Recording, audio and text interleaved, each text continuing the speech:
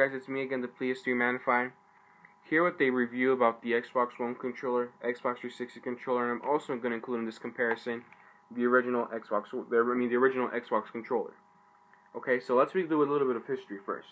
This controller came out back when I was like, I don't know, I was young. I was like 5 or 6. This is not the original controller that came with the original Xbox. The other one had all these buttons, including the start and back buttons on one side. And it was really hard for a little kid like me, people who play video games, to maneuver themselves with all the buttons that we have here. It was just really uncomfortable for your right thumb to be in charge of 8 buttons. But when they redesigned it, they made this. Your traditional X, Y, B, A buttons on the right, and the white and black buttons on the same side. And they moved the start and back buttons right here.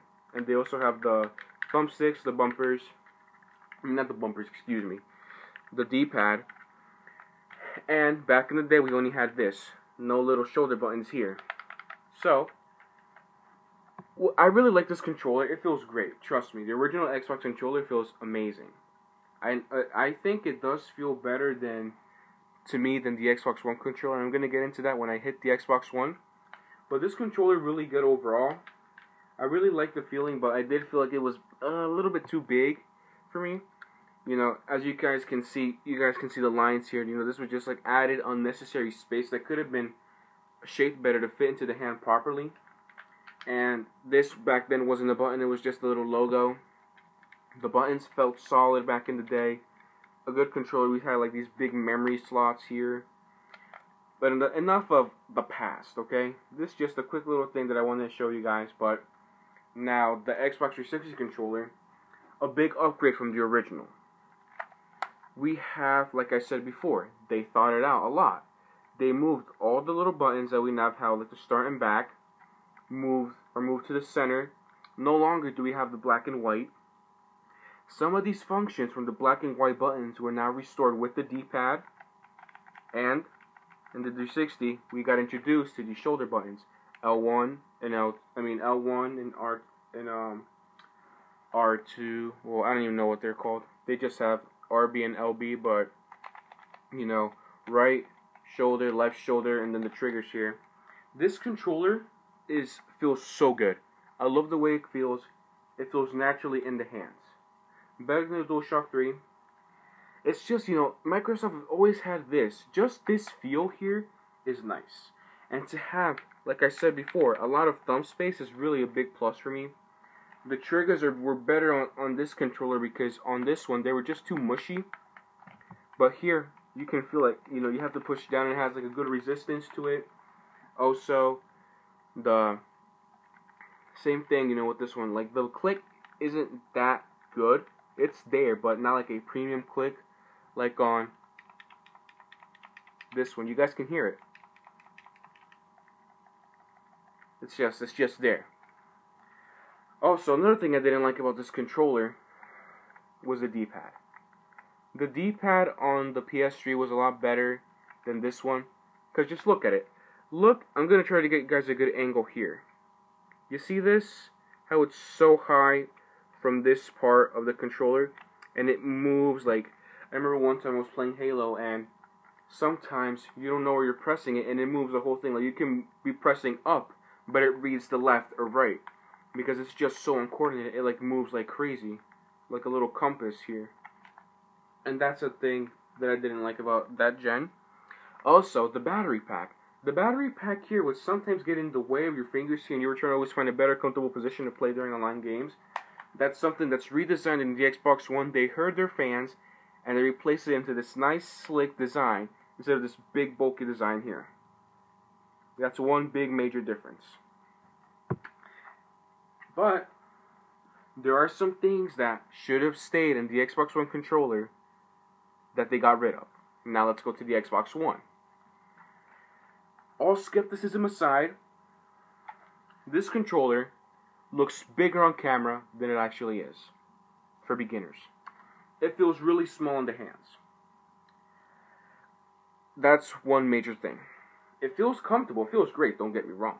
It feels a lot better down here now that we have a redesigned battery pack that's inside here. So, It does feel better on the back. And do not let people tell you that it didn't affect the gameplay on the Xbox 360. It did get into like so many gameplay errors, and it was just really tiring. So having to fix your hand positioning because it just wouldn't let you play right. So, like I said before, I've been having a lot of time to play here with this controller, and it feels great. I've been playing Titanfall, Forza. There are a little problems here that I'm going to get to in a second that affect gameplay, especially online. But let's go to the layout. Nice design. I like how the buttons are dispersed. You know, the buttons here are bigger. The X, Y, A, and B buttons are a lot bigger on the Xbox One than the 360. They are. I'm going to let you guys look at it for a second and tell me if I'm right or wrong. But they really are. There's a big size difference when it comes to the size of these controllers. Also, the click. The click is really nice in this controller. It's definitely not a cheap design. Microsoft knew what they were doing when they were going to design this new Xbox One controller. Also, the thumbsticks. Concave. Thank you, Microsoft, for listening. This just adds so much more accuracy than the Xbox 360. Here it's like, not a good click. Here it's a premium click. And this also allows for your thumb to be inside of the thumbstick and give you more accuracy. And also this new design right here, that it's like a little jagged like pattern design here that it has, and it allows for you to just use your finger here and you still have a nice grip, which the Xbox 360 didn't have. And if you try to grip it with a finger, it'll fall off very easily. The triggers, boy, I don't like them, but I don't hate them. Okay? They're good, but I kind of like the, these feel too smushy for me. They just bend, you know? There's not like a little resistance to capture out the level. Like, you really have to press it down. So, not a bad thing. People love it. I think it's okay, but to me, we could have added a little bit more of suspense or a little bit more of, you know, just a little, you know, because it just pulls down. Unlike the Xbox 360 where you can, like, you know, like, little bit.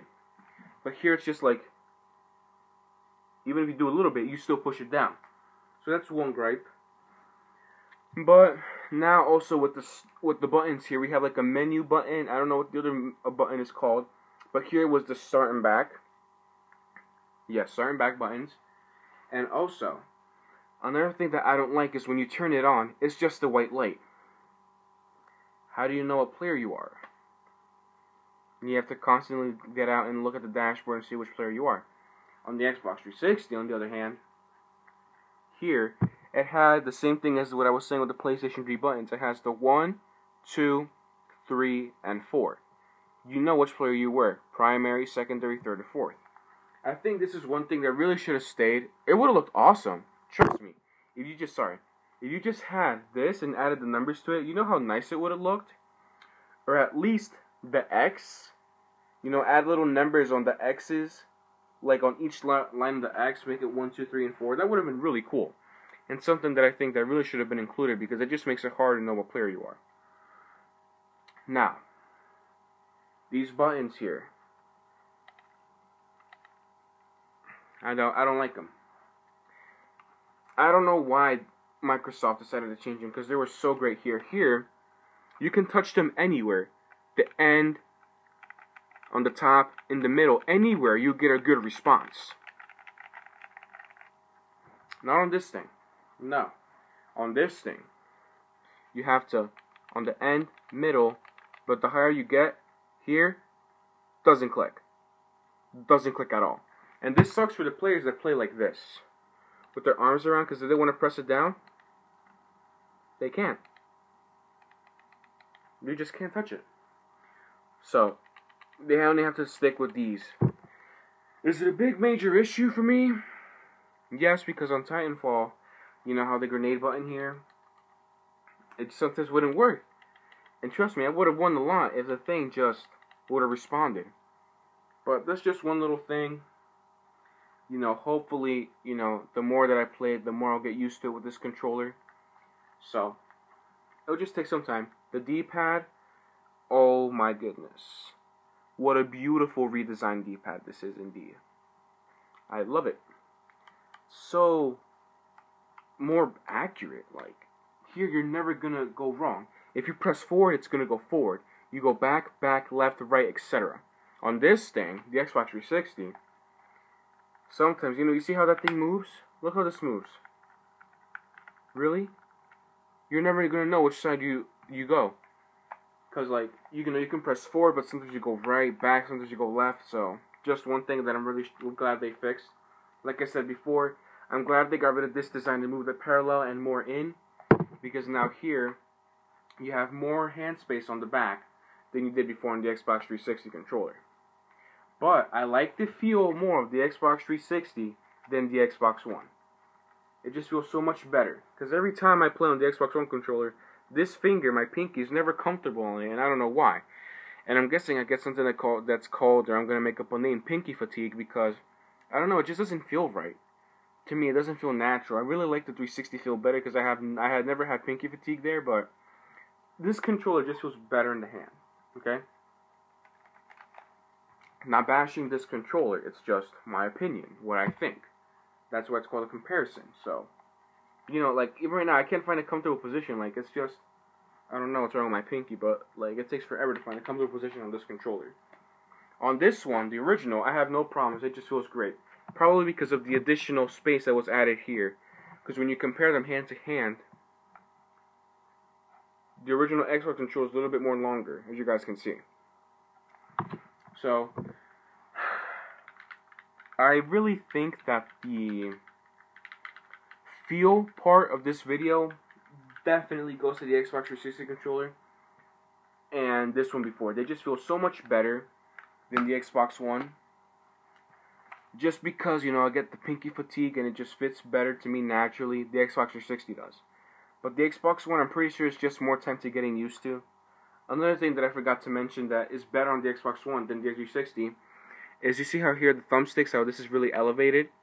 It sometimes hits this ridge like it's doing right now, and it blocks you. On here, this ridge, it's a lot lower, and it doesn't touch at all. So big plus. More movement, more accuracy, better concave thumbsticks, redesigned bumpers that aren't that good. I wish we would have had more resistance on this one. Oh, but I like how the rumble features in these bumpers, especially when you play Forza, you're getting off the lane. You feel it's telling you to get back in there. It's like a little rumble, like of the grass and stuff. Really nice, cool feature. But other than that, also, a thing that I don't like is this connector, because you can't use like any good headset. But I'm pretty sure this wasn't the same thing. You had to use like a certain connector thing to use a headset with. But other than that, I think that concludes my review. I'm just going to show you guys a quick look right here of how these look all lined up. Just give me a second. I'm going to sort them out by generation. And you guys can see that this controller is obviously the biggest one. We have all this stuff here, and like I said before, your thumb had to do so much stuff here that simply was too much. And then these two buttons functions were added to the new controller, like buttons here, and the buttons right here with the D-pad. And then it got smaller on this one, but then it got just a little bit more bigger here. Like I said, feel goes to him and him, but the new button layout and buttons, especially the bumper features, go to him. So a really good match, but next gen can do I think a little bit more better to improve on hand or the way a feel of a controller does. So thank you guys for watching my comparison. Make sure to stay tuned to the unboxings that I told you guys about, especially the headset unboxings and the charging dock and another Xbox One controller. Peace, guys, and I really hope you enjoyed this video. This has been the PhD Manify, signing out.